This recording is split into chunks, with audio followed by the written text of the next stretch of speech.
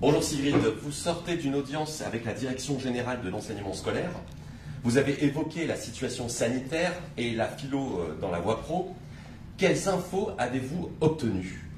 Alors sur la situation sanitaire, rien de bien nouveau de ce qui a été dit depuis la semaine dernière. C'est des fermetures plus rapides de classe à partir du moment où un élève est contaminé. Maintenant, c'est conditionné au fait qu'il soit contaminé par le variant du Covid. Or, on a toujours ce problème d'identification. Par contre, la question sanitaire répercute vraiment l'organisation dans les lycées professionnels et notamment les périodes de stage. Vous savez, actuellement, on a des élèves qui sont en stage en entreprise.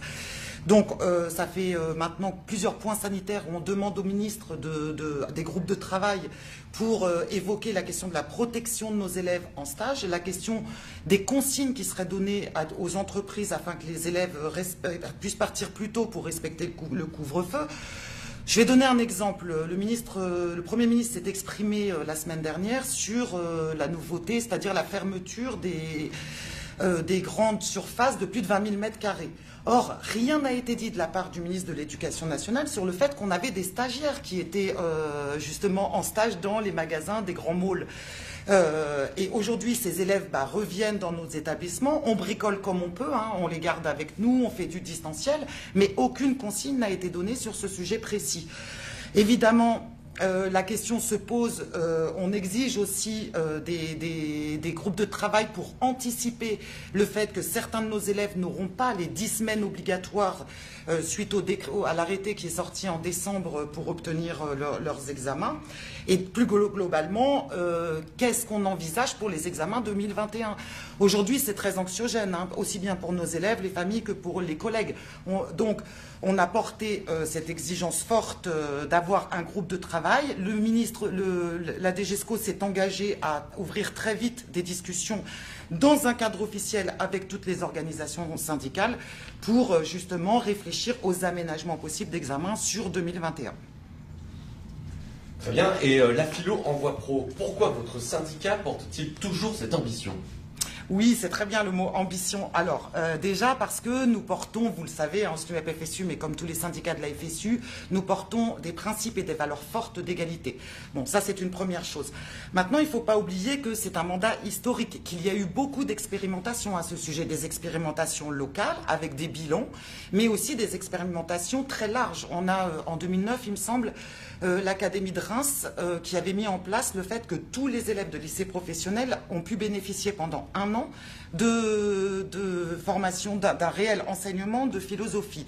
Et les bilans étaient extrêmement positifs. Il y avait immédiatement un effet immédiat sur leur capacité rédactionnelle et leur capacité d'expression qu'ils ont pu transposer dans les autres disciplines.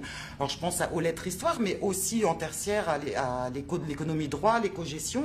Donc on voit le bénéfice immédiat. Maintenant, vous vous doutez que dans le but de poursuivre leurs études, c'est aussi important cet enseignement de philosophie. Mais il ne faut pas oublier aussi l'insertion professionnelle, qui est une autre finalité du diplôme professionnel.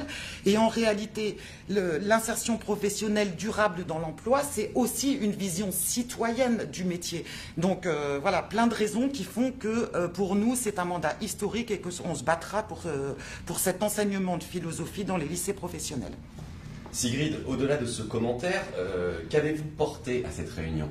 Alors évidemment, on a déjà demandé des clarifications sur l'objectif de cet enseignement de philosophie. Est-ce que ça va être un effet d'annonce avec du saupoudrage pour quelques élèves dans quelques établissements, ou alors c'est vraiment un objectif ambitieux? Si tel est le cas, il faudra réfléchir sur les contenus, parce qu'il ne s'agit pas de faire du copier-coller de ce qui existe en lycée général et technologique. Il faut réfléchir aux pratiques pédagogiques, peut-être plus d'oral. Il faut réfléchir à un programme national aussi, quelles notions on va aborder en lycée pro.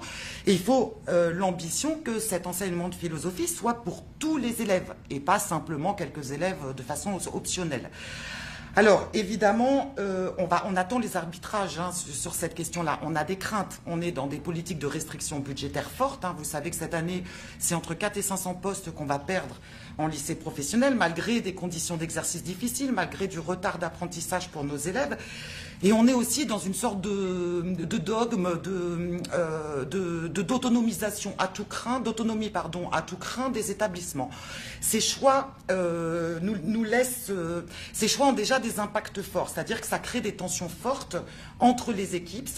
La réforme de la voie pro aussi crée des tensions parce que toutes les disciplines, tous les collègues manquent d'heures pour mener à bien leur enseignement.